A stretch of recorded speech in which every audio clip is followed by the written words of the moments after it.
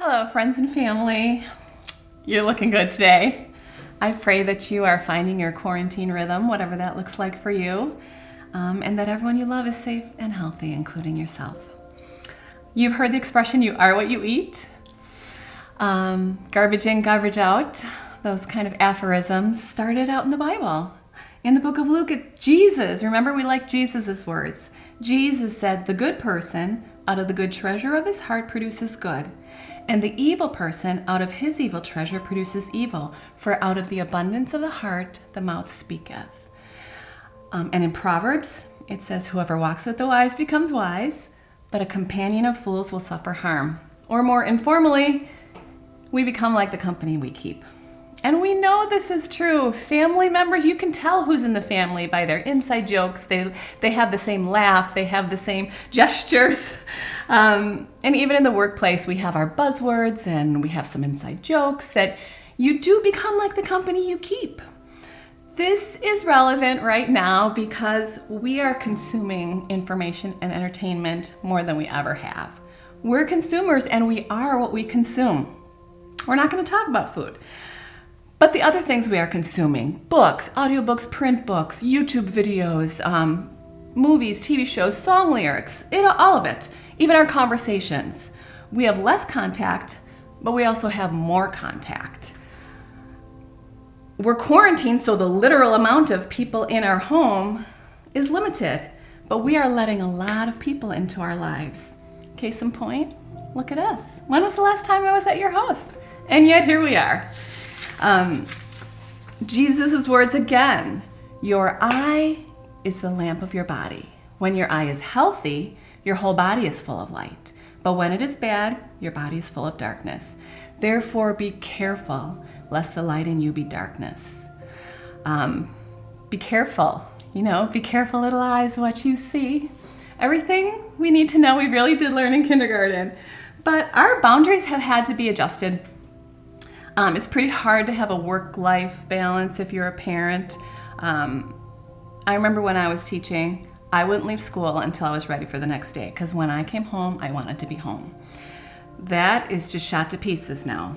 Home used to be a sanctuary, a non-workplace, a place to relax, to focus on your family, to be creative. There are a lot of things that are added to our homes. We're bringing more voices into our homes, more stuff into our homes. Is it good? Some of it is. I've been reading more. I've also been watching more on big screens and little screens. And I'll say there was a time about a week or so ago that I was feeling particularly raw. And I was getting ready for a run and I was kind of scrolling through my library, my Audible library. What should I listen to for my run? Not a classic, not a great course, not a memoir. But then I saw Winnie the Pooh by A.A. Milne. And it turned out to be the kind and gentle voice I needed for that moment. You may laugh, but honestly, we could do a whole piece on all the characters in Winnie the Pooh, their teamwork, their collaboration, their tolerance and acceptance of each other.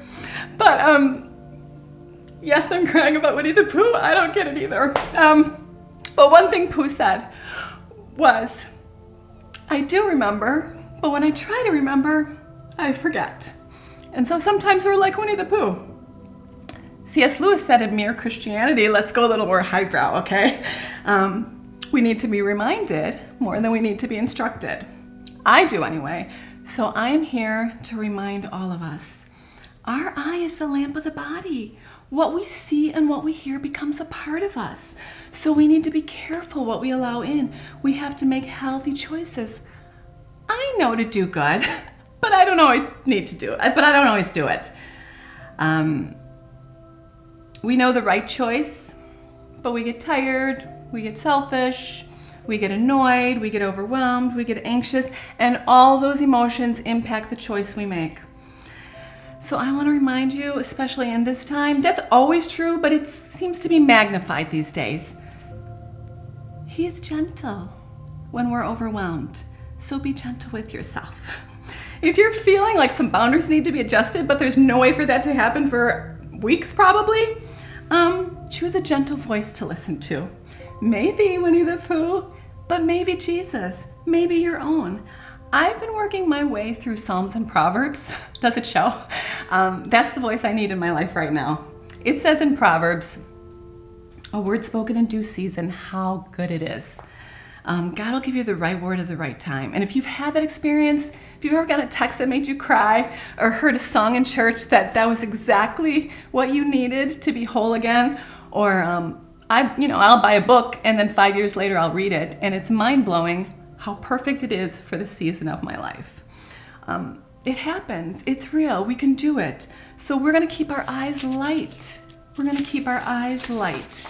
To the frontliners, if you're still working, if you're in the healthcare or hospitals or the medical field, if you're providing essential services and goods to the rest of us, I know you need to give yourself a break. You need to be gentle with yourself.